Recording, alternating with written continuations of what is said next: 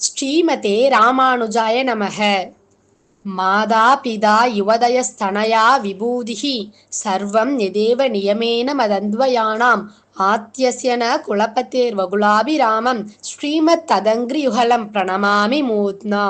திருவழுதி நாடென்றும் தென்குருகூர் என்றும் மறுவினிய வன்பொருணல் என்றும் அருமறைகள் அந்தாதி செய்தான் அடியினையே எப்பொழுதும் சிந்தியாய் நின்றே தெளிந்து மனத்தாலும் வாயாலும் வன் குருகூர் பேணும் இனத்தாரை அல்லாது இறைஞ்சேன் தனத்தாலும் ஏதும் குறைவிலேன் எந்தை சடகோபன் பாதங்கள் யாமுடைய பற்று.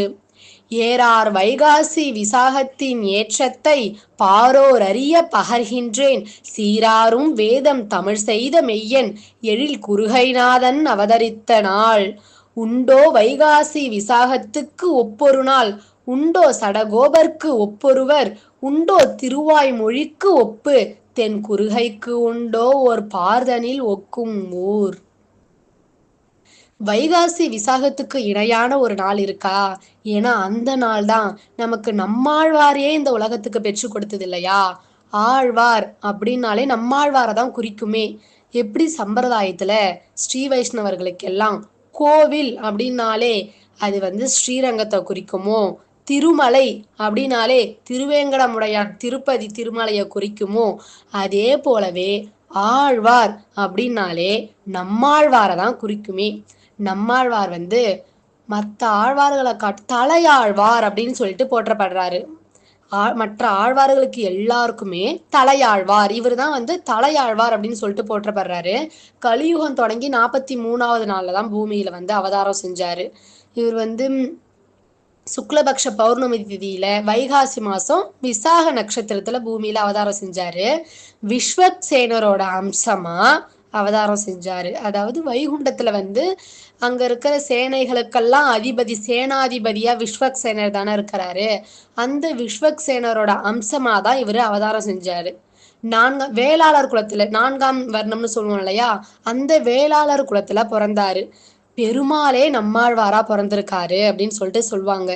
பெருமாள் ஒவ்வொரு யுகத்திலையும் ஒவ்வொரு வர்ணத்துல அவதாரம் செஞ்சாரு.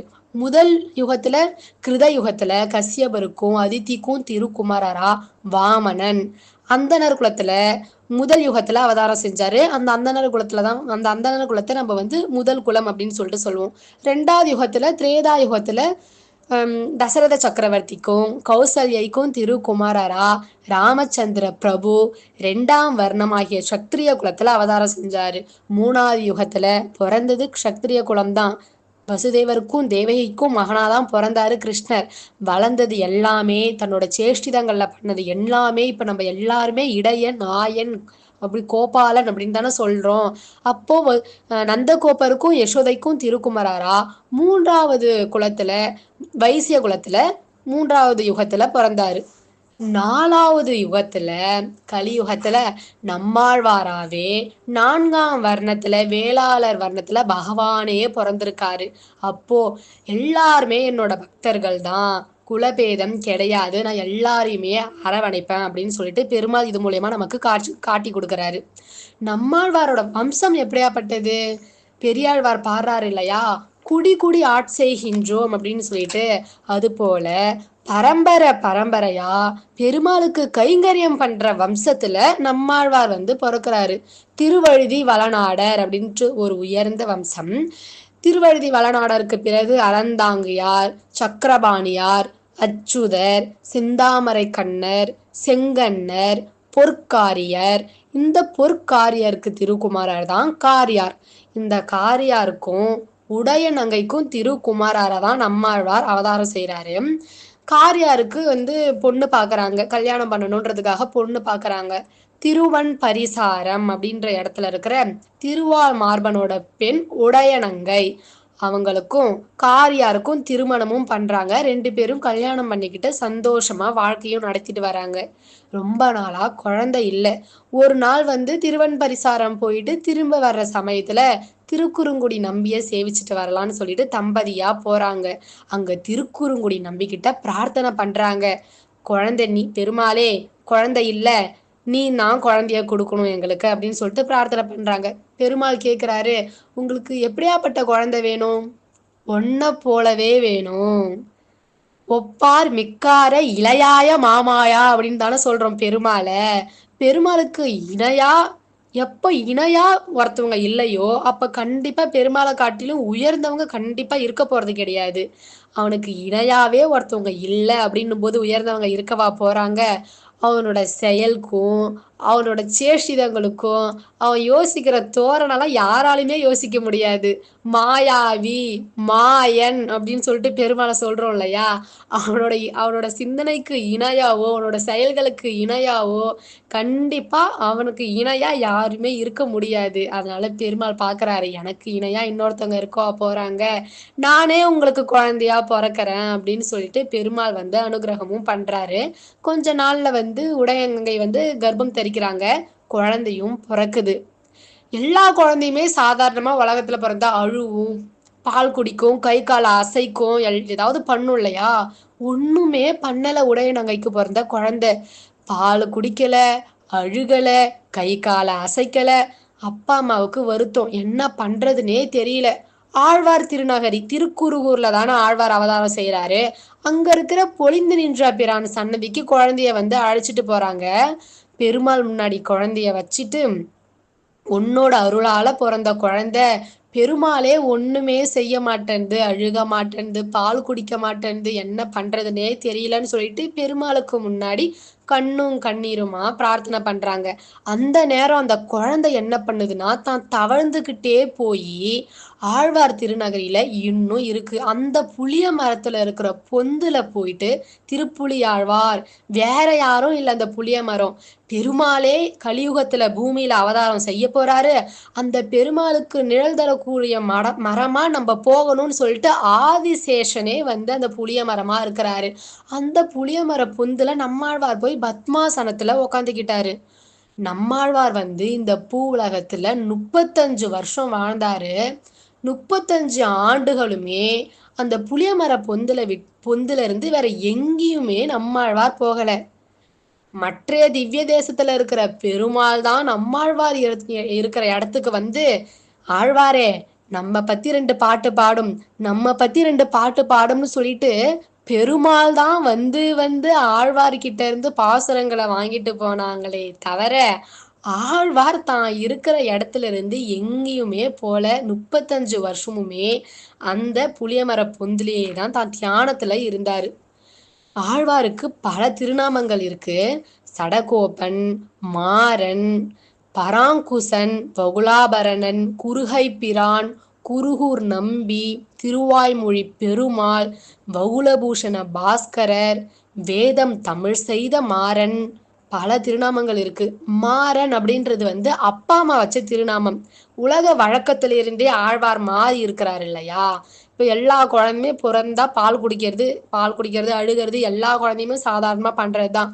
ஆனா இது எதையுமே ஆழ்வார் பண்ணல இல்லையா? உலக வழக்கத்துல இருந்தே மாறி இருக்குது அப்படின்றதால குழந்தைக்கு மாறன் அப்படின்னு சொல்லிட்டு பேர் வச்சாங்க. சடகோபன், எல்லா குழந்தைங்களும் அம்மாவோட கர்ப்பத்துல இருக்கும்போது தான் முன் ஜென்மத்துல செஞ்ச எல்லாமே அந்த குழந்தைக்கு ஞாபகம் இருக்கும். என்னென்ன பிறவி எடுத்திருக்கோம், என்னென்ன பாவம் செஞ்சிருக்கோம், எல்லாமே ஞாபகம் வரும். அதனால அந்த கர்ப்பத்துல இருக்கும்போதே எல்லா குழந்தைங்களுமே சங்கல்பம் எடுத்துக்குமாங்க. இந்த முறை பிறந்தா கண்டிப்பா சரணாகதி செய்றோம், பக்தனா வாழ்றோம், சத் சங்கத்துல இருக்கிறோம், வைகுண்டத்துக்கு போகணும், பகவானை அடையணும் அப்படின்னு சொல்லிட்டு அம்மாவோட கர்ப்பத்துல இருக்கும்போது எல்லா குழந்தையும் சங்கல்பம் எடுத்துக்கும். ஆனா அம்மாவோட வயிற்றுல இருந்து வெளியில வரும்போது சடம் அப்படின்ற ஒரு வாயுவால பீடிக்கப்பட்டு தான் அறிவு மழுங்கப்பட்டு இந்த உலகத்துல வந்து பிறக்கும். முன் ஜென்ம ஞாபகம் எல்லாமே மறக்கடிச்சிரும் அந்த வாயு. அந்த சடவாயுவை தான் கோபிச்சுக்கிட்டதால அந்த சடவாயு நம்மாழ்வாரை தாக்கலான்னு சொல்லிட்டு வருது. அப்படின்ற ஹூங்காரத்தால அந்த சடவாயுவை கோபிச்சுக்கிட்டதால சடகோபன் அப்படின்னு சொல்லிட்டு ஆழ்வாருக்கு பேரு. சடஜித், அந்த சடவாயுவே ஜெயிச்சதால சடஜித். சடாரி, அந்த சடவாயுக்கு தான் எதிரியா இருக்கிறதால சடாரி. பராங்குசன்னா, பரம்னா மற்ற மதங்கள் எல்லாத்தையுமே தன்னோட பாசுரங்கள் மூலியமா தப்பான அர்த்தம் சொல்ற எல்லா மதங்களையும் தன்னோட பாசுரங்கள் மூலியமா அழிக்கிறாரு இல்லையா? அந்த மற்ற மதங்களுக்கு எல்லாத்துக்குமே தான் அங்குசமா இருக்கிறதால பராங்குசன், வகுலாபரணன், வகுல மாலைய தானும் அணிஞ்சிருப்பாரு, மகிழ மாலைய அணிஞ்சிருப்பாரு, அதனால வகுலாபரணன். குருகூர் நம்பி, திருக்குருகூர்ல அவதாரம் செஞ்சதால குருகூர் நம்பி. வகுலபூஷண பாஸ்கரர். வேதம் தமிழ் செய்த மாறன். 4 வேதத்தையுமே, ரிக்வேத, யஜுர்வேதம், சாமவேதம், அதர்வண வேதம், 4 வேதத்தையுமே நமக்கு அழகான ஈரத்தமிழ்ல, அமுத தமிழ்ல, இனிய தமிழ்ல நமக்கு கொடுத்ததால வேதம் தமிழ் செய்த மாறன் அப்படின்னு சொல்லிட்டு அவர் வந்து போற்றப்படுறாரு. ரிக்வேதத்துக்கு சாரமா திருவிருத்தம் 100 பாசுரங்களை கொண்டது. யஜுர்வேதத்துக்கு சாரமா திருவாசிரியம் 7 பாசுரங்களை கொண்டது.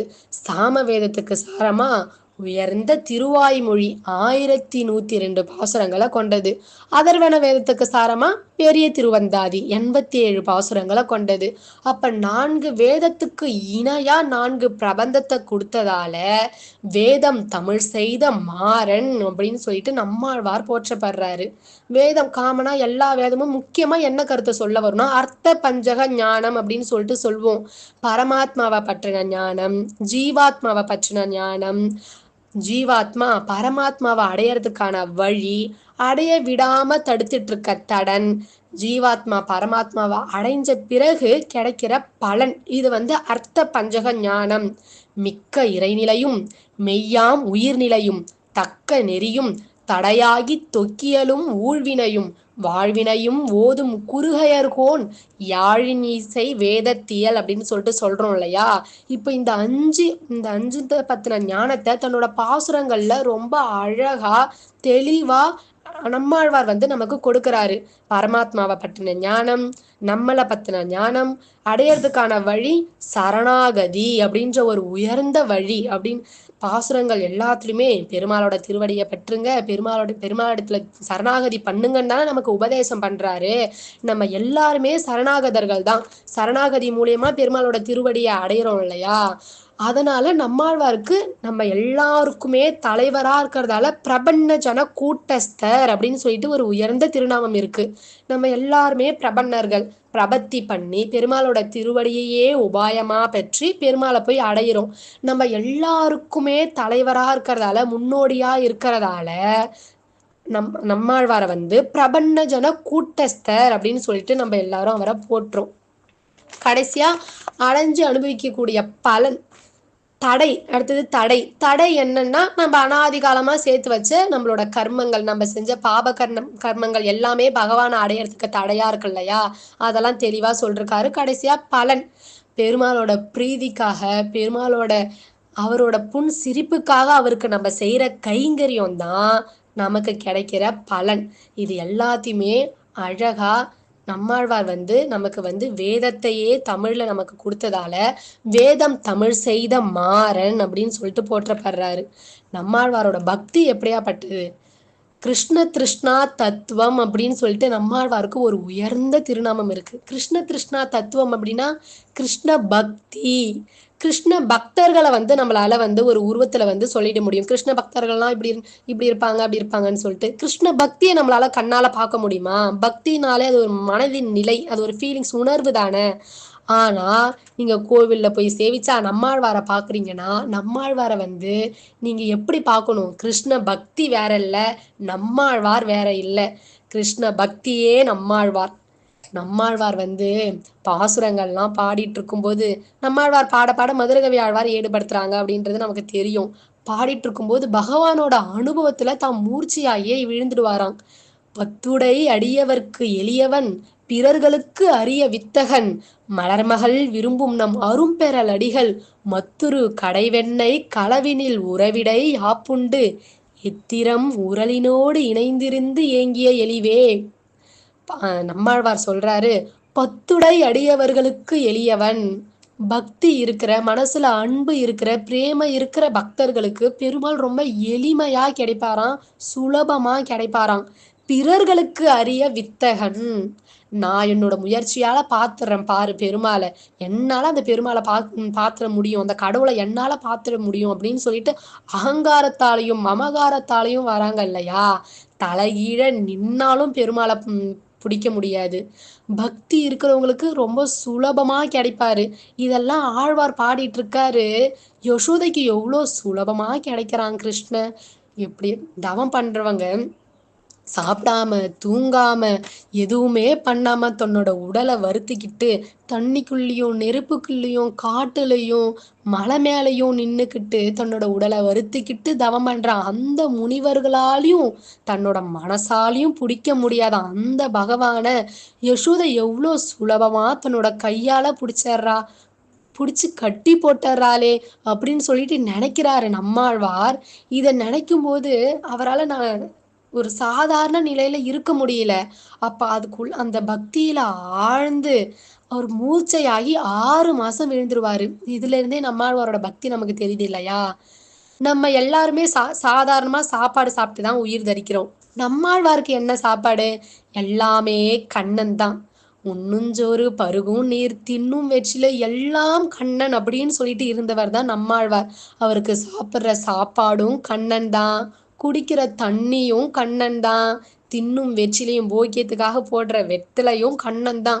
இப்படி எல்லாமே கண்ணன்னு இருந்ததால தான் கிருஷ்ண கிருஷ்ணா தத்துவம் அப்படின்னு சொல்லிட்டு நம்ம நம்மாழ்வாரை போற்றோம்.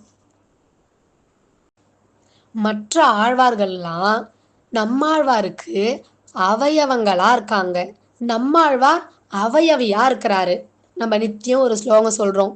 பூதம் சரஸ்ய மகதாஹ்வய பட்டநாத ஸ்ரீ பக்திசார குலசேகர யோகி வாகான் பக்தாங்கிரி ரேணு பரகால எதிந்திர மிஸ்ரான் ஸ்ரீமத் பராங்குசமுனிம் பிரணதோஸ்மி நித்யம். இந்த ஸ்லோகத்தை நம்ம நித்தியம் சொல்லிட்டு இருக்க ஸ்லோகம் தான். இந்த ஸ்லோகத்துல ஆழ்வார்களை எந்த வரிசைப்படுத்துறாங்கன்னா, ஆழ்வாரோட உடல்ல இருக்கிற அவயவங்களை வச்சு வரிசைப்படுத்துறாங்க. பூதத்தாழ்வார் நம்மாழ்வாரோட தலையா இருக்கிறாரு.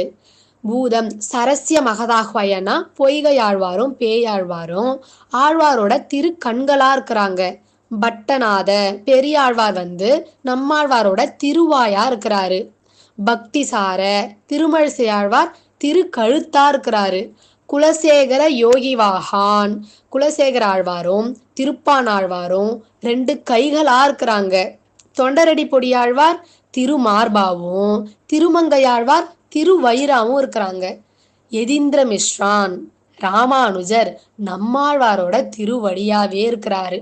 ராமானுஜரை மாறன் அடிபணிந்து உய்ந்தவன் அப்படின்னு சொல்லிட்டு தானே சொல்றோம். ராமானுஜருக்கு நம்மாழ்வார் இடத்துல அதிக பக்தி. பூமண்ணு மாது பொருந்திய மார்பன் புகழ்மலிந்த பாமண்ணு மாறன் அடிபணிந்து உய்ந்தவன். அப்போ நம்மாழ்வாரோட திருவடியை பணிந்து உய்ந்தவர் அப்படின்னு சொல்லிட்டு நம்ம ராமானுஜரை போட்டுறோம் இல்லையா? ராமானுஜரை கொண்டாடுறோம் இல்லையா? ராமானுஜருக்கு ஆழ்வார் இடத்துல அவ்வளோ பக்தி. இப்போ ஆழ்வாரோட பெருமையை சொல்ற ஒரு சின்ன கதை பார்ப்போம். அது நம்மாழ்வார் வைகுண்டத்துக்கு எழுந்தருள பிறகு நடந்த கதை. தாமிரபரணி ஆற்றங்கரையில ஒரு சித்தர் இருந்துட்டு இருந்தாரு. அவர் அந்த இடத்துல தவத்துல இருந்துட்டு இருந்தாரு. பக்கத்துல ஒரு நாய் இருக்கும். அந்த நாய் தினமும் என்ன பண்ணும்னா, அங்க இருக்க தாமிரபரணி ஆற்றங்கரையை கடந்து ஆழ்வார் திருநகரிக்கு போய் அங்க பக்தர்கள் சாப்பிட்டு வச்ச இலையில இருக்கிற அந்த எச்சி இலையில இருக்க மிச்சத்தை சாப்பிட்டுட்டு தாமிரபரணி ஆற்றங்கரையை கடந்து திரும்ப சித்தருக்கு பக்கத்துல படுத்துக்கும். இது தினமும் நடக்கிறது. ஒரு நாள் என்னாச்சுன்னா, தான் எப்பவும் போல அந்த நாய் தாமிரபரணி ஆற்றங்கரையை கடந்து போய் ஆழ்வார் திருநகரை அடைஞ்சி அங்க பக்தர்கள் சாப்பிட்டு வச்சு இலையில இருக்கிற சாப்பாட்டெல்லாம் சாப்பிட்டுட்டு தாமிரபரணி ஆற்றங்கரையை கடக்கணும் அப்படின்னு சொல்லிட்டு வரும்போது அந்த நேரத்துல தண்ணி ரொம்ப அதிகமா வர ஆரம்பிச்சிருச்சு அந்த ஆற்றுல. அப்ப அந்த தண்ணிய கடந்து வரணும்னு சொல்லிட்டு அந்த நாய் எவ்வளோ முயற்சி பண்ணுது. ஆனா அந்த நாயால கடக்க முடியல. தான் உயிரையும் விடுது. அப்போ இந்த நடக்கிறத சித்தர் பாக்குறாரு. அப்போ ஒரு திவ்யமான காட்சியை பாக்குறாரு. நாயோட உடல்ல இருந்து ஒரு தேஜஸ் ஒளி ஜீவாத்மா வெளியில வருது. நேரா வைகுண்டத்தை நோக்கி போகுது. இத அந்த சித்தர் பாக்குறாரு. பார்த்துட்டு ஒரு ஒரு அழகான பாடல் பாடுறாரு. வாய்க்கும் குறுகை திருவீதி எச்சிலை வாரி விழுங்கிய நாய்க்கும் பரமவதம் அளித்தாய், அந்த நாயோடு இந்த பேய்க்கும் வரமளித்தால் பழுதோ, பெருமான் மகுடம் சாய்க்கும் வண்ணம் கவி சொல்ல வல்ல ஞானத் தமிழ்கடலே. ஆழ்வாரை பார்த்து பாடுறாரு, வாய்க்கும் குறுகை திருவீதி எச்சலை. ஆழ்வார் திருநகரியில இருக்க வீதியில இருக்கிற அந்த எச்சி இலைய சாப்பிட்ட பக்தர்கள் சாப்பிட்டு வச்ச அந்த மிச்சத்தை, பக்தர்களோட அந்த உச்சிஷ்டம் அவங்க சாப்பிட்டு வச்ச அந்த மிச்சத்தை சாப்பிட்ட நாய்க்கும் பரமபதம் அளித்தாய். அந்த நாயோடு சேர்த்தும் இந்த பேய்க்கும், அந்த நாயோடு தன்னை பேயின்னு சொல்லிக்கிறாரு, இந்த பேய்க்கும் நீ வைகுண்டம் கொடுக்க மாட்டியான்னு சொல்லிட்டு பெருமாளை கேட்கல, அந்த பெருமாளே தன்னோட மகுடம் சாய்க்கும் வண்ணம் கவி சொல்ல வல்ல ஞான தமிழ் கடலே. பெருமாள் வந்து ஆழ்வாரோட பாசுரத்தை எப்படி கேட்கிறாருன்னா, கேட்டா தான் ஏதோ ஒன்று இப்போ வந்து இது வந்து அழகா சொல்லுவாங்க, ஊமத்து பூவை சாப்பிட்டா தான் வந்து மறந்து என்ன சாப்பிட்டோனே தெரியாம ஒரு மயக்க நிலையில ஒரு போத வஸ்து மாதிரி அது வந்து எந்த நிலையில இருக்கிறோனே தெரியாத மாதிரி இருக்குமா, அது போல ஆழ்வார்களோட பாசுரங்கள்லாம் கேட்க கேட்க கேட்க பெருமாள் எப்படி இருக்கிறாருன்னா, தான் மறந்து ஒரு ஒரு போத வஸ்துவை சாப்பிட்ட மாதிரி மயங்கிய நிலையில தன்னோட மகுடம் சாய்க்கும் வண்ணம், பெருமாளோட மகுடமே சாய்க்கிற வண்ணம் பாட்டு பாடுற ஞான தமிழ் கடலேன்னு சொல்லிட்டு ஆழ்வாரை பார்த்து அந்த முனிவர் வந்து பாடுறாரு. இதுல இருந்து ஆழ்வாரோட பெருமை நமக்கு தெரியுது. நம்மாழ்வார்னு சொல்லிட்டு அவருக்கு ஏன் திருநாமம் வந்ததுன்னா, நம்பெருமாள் அபிமானித்து நம்ம ஆழ்வார் அப்படின்னு சொன்னதாலதான் நம்ம ஆழ்வார். ஒரு இது நமக்கே தெரியும், கலாப காலத்துல வந்து நம்பெருமாளால கோவில்ல இருக்க முடியல. அப்ப நம்பெருமாள் வந்து வெளியில தான் சுத்திட்டு இருந்தாரு. அப்போ ஆழ்வாரோட திருமேனி, நம்மாழ்வாரோட திருமேனியுமே ஏழை பண்ணிட்டு வெளியில தான் நம்மாழ்வாரும் இருக்கிறாரு. அப்போ நம்பெருமாளும் நம்மாழ்வாரும் ஒரு இடத்துல சந்திச்சுக்கிற மாதிரி ஒரு வாய்ப்பு வந்து ஒண்ணு ஏற்படுது. அப்ப என்னாச்சுன்னா, நம்பெருமாள் தான் உட்காந்துருக்க சிம்மாசனத்துல கொஞ்சம் நகர்ந்து நம்மாழ்வாருக்கு இடம் கொடுத்து சொல்றாரு. அப்பதான் முறை சொல்றாரு, நம்ப ஆழ்வார என்னோட பக்கத்துல எழுந்தருள பண்ணணும் அப்படின்னு சொல்லிட்டு ஆணை பிறப்பிச்சாராம். நம்ப ஆழ்வார்னு சொல்லிட்டு நம்பெருமாளே அபிமானித்து சொன்னார் இல்லையா, அதனாலதான் ஆழ்வாருக்கு நம்மாழ்வார் அப்படின்னு சொல்லிட்டு திருநாமம் வந்தது. பகவான் கிருஷ்ணா பிறந்திருக்காரு, ராமனா பிறந்திருக்காரு. பிறந்து நம்மளை இப்படியாவது திருத்தணும், தான் திருவடியில சேர்த்துக்கணும், வைகுண்டத்துக்கு அழைச்சிட்டு போகணும்னு சொல்லிட்டு எவ்வளவோ பிரயத்தனம் பண்ணாரு. அவரால் முடிஞ்ச அளவுக்கு பண்ணாரு. ஆனா நம்ம திருந்துற மாதிரி இல்லை. நம்ம எப்பவும் போல சம்சாரத்துல தான் இப்படியே தான் சுத்திட்டு இருக்கோமே. ஆனா பெருமாள் கஷ்டப்பட்டு என்ன பண்ணணும்னு நினைச்சாரோ அதை தன்னோட பாசுரங்கள் மூலியமா ஆழ்வார் நமக்கு செஞ்சு கொடுத்திருக்காரு இல்லையா. ஆதித்ய ராம திவாகர அச்சுத பானுக்களுக்கு நீங்காத உள்ளிருள் நீங்கி சோஷியாத பிறவிக்கடல் சோஷித்து விகசியாத போதில் கமலும் மலரும்படி வகுல பூஷண பாஸ்கரோதயம் உண்டாய்த்து உடைய நங்கையாகிற பூர்வ சந்தியாலே. பகவான் ராமரா கிருஷ்ணரா அவதாரம் பண்ணாரு. அவதாரம் பண்ணி நம்மளை திருத்தணும்னு எவ்வளோ முயற்சி பண்ணாரு. ஆனா நடக்கல. ஆனா ஆழ்வார் பாடுன அந்த அமுத தமிழ், இனிமையான தமிழ் பாசுரங்களை நம்ம கேட்டு நம்மளோட அறியாமையாகிற உள்ளிருள்லாம் நீங்கி நம்ம மனசுலயும் பக்திய வர வச்சாரு இல்லையா. பகவானை பத்தின ஞானத்தை வந்து நம்ம நம்ம மனசுக்குள்ளேயும் விதைச்சாரு இல்லையா. வெளியில இருக்க இருள் வந்து அது வந்து ஈஸியா நீங்கிடும். சூரியன் உதிச்சுதுன்னா தானா வெளியில இருக்கிற இருட்டு நீங்கிட போகுது. ஆனா நம்மளோட அறியாமை அப்படின்ற உள்ளிருள் வந்து அவ்வளோ சாதாரணமா நீங்கிடுமா. ஆனா ஆழ்வார்கள் நம்மாழ்வார் பாடின அந்த பாசுரத்தை நம்ம கேட்டு படிச்சு நம்மளோட அறியாமை அப்படின்ற இருள் நீங்கி பகவானை பற்றின ஞானமும் பிறந்து பகவானிடத்துல சரணாகதியும் செய்யறோம் இல்லையா. அந்த ஆழ்வாரோட வாழி திருநாமம் பார்ப்போம். மேதினியில் வைகாசி விசாகத்தான் வாழியே வேதத்தை செந்தமிழால் விரித்துரைத்தான் வாழியே ஆதி குருவாய் புவியில் அவதரித்தோன் வாழியே அனவரதம் சேனையர்கோன் அடி தொழுவோன் வாழியே நாதனுக்கு 4000 உரைத்தான் வாழியே நம் மதுரகவி வணங்கும் வீரன் வாழியே மாதவன் பாதுகையாய் வளர்ந்தருள்வோன் வாழியே மகிழ்மாறன் சடகோபன் வையகத்தில் வாழியே. நம்மாழ்வார் திருவடிகளே சரணம். நம்மாழ்வாரோட பெருமையை பாடுற கண்ணினும் சிறுத்தாம்பு அப்படின்ற பாசுரம் வந்து மதுரகவி ஆழ்வார் பாடினது. 11 பாசுரங்கள் தான். 11மே நம்மாழ்வாரோட பெருமையை வந்து நமக்கு அழகா சொல்ல வரும். இதுல மதுரகவி அழகா சொல்றாரு, அன்னையாய் அத்தனாய் என்னை ஆண்டிடும் தன்மையான். நமக்கு எல்லாமே நம்மாழ்வார் தான். அம்மாவும் சரி, அப்பாவும் சரி, குருவும் சரி, முறை ஒரு ஸ்லோகம் சொன்னோம் இல்லையா? மாதா, பிதா, யுவதயஸ்தனயான்னு சொல்லிட்டு. அப்ப எல்லாமே நமக்கு நம்மாழ்வார் தான். பகவான நம்ம வழிபடுறத காட்டிலும், பகவானோட பக்தர்கள நம்ம சரணாகதி அடைஞ்சு, பக்தர்களுக்கு தாசர்களா இருந்தா, அது உண்மையாலுமே ஏற்றம் தான் இல்லையா? அந்த நம்மாழ்வார் திருவடிகளே சரணம், சரணம், சரணம். ஸ்ரீமதே ராமானுஜாய நமக.